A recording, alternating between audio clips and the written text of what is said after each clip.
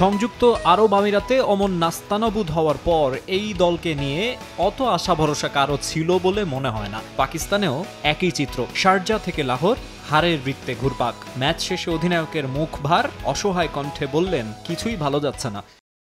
খুবই হতাশ। ম্যাচে আমরা ব্যাটিং, বোলিং, ফিল্ডিং কোনোটাই ভালো করিনি। কিছুই বলার নেই, আমাদের ঘুরে দাঁড়াতে হবে। এখনো 2 ম্যাচ আছে। অথচ পাকিস্তানের বিপক্ষে প্রথম টি-20তে শুরুটা আশাবাদী করে তুলেছিল অনেককে। 5 রানে 2 উইকেট তুলে নিলেও পরে এলোমেলো বোলিংয়ে মোমেন্টাম হারায় বাংলাদেশ। 200+ টার্গেট ছুড়ে দেয় পাকিস্তান। গাদ্দাফি স্টেডিয়ামের ব্যাটিং ফ্রেন্ডলি উইকেটে এই টার্গেট চেজেবল। 2 উইকেট হারিয়ে 12 ওভারের মধ্যে 100 রান তুলে লিটনরা সম্ভাবনাও তৈরি করেছিলেন।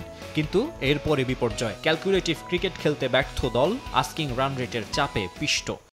আমাদের ভুল থেকে শিক্ষা নিতে হবে। বিশ্বাস করি আমাদের কামব্যাক করার সামর্থ্য আছে। টি-20তে ইন্টেন্ট থাকতে হয়। যখন 200 রান তারা করছেন তখন কিছুতেই আস্কিং রান রেট 13 হতে দেয়া যাবে না, তাহলে সবকিছু কঠিন হয়ে যাবে। নেতৃত্ব পাওয়ার পর 4 টি-20-র 3টিতেই হার লিটনের। আমিরাতে তার ষষ্ঠ বোলার ইউজ না করা কিংবা ফিল্ডিং সেটআপ নিয়ে হয়েছিল সমালোচনা। পাকিস্তানের প্রথম ম্যাচটায় প্রশ্ন উঠল 3 পেসারের কোটার 4 ওভার পূরণ না হওয়া সত্ত্বেও স্লগ ওভারে টানা স্পিনারদের বোলিং করানোর সিদ্ধান্ত নিয়ে। যদিও ক্যাপ্টেনকে এই ইস্যুতে কাঠগড়ায় তুলতে চান না কোচ।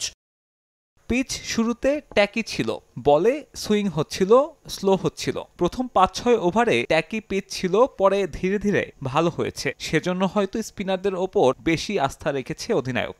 লাহোরের সিরিজ মাঠে গড়ানোর আগে লিটন জোর গলায় বলেছিলেন, যে কোনো দলকে হারাতে পারেন, খেলতে হবে স্মার্ট ক্রিকেট। কিন্তু টাইগার বাহিনীর সেই স্মার্ট ক্রিকেট কেবল কথায় আছে, বাস্তবে নেই।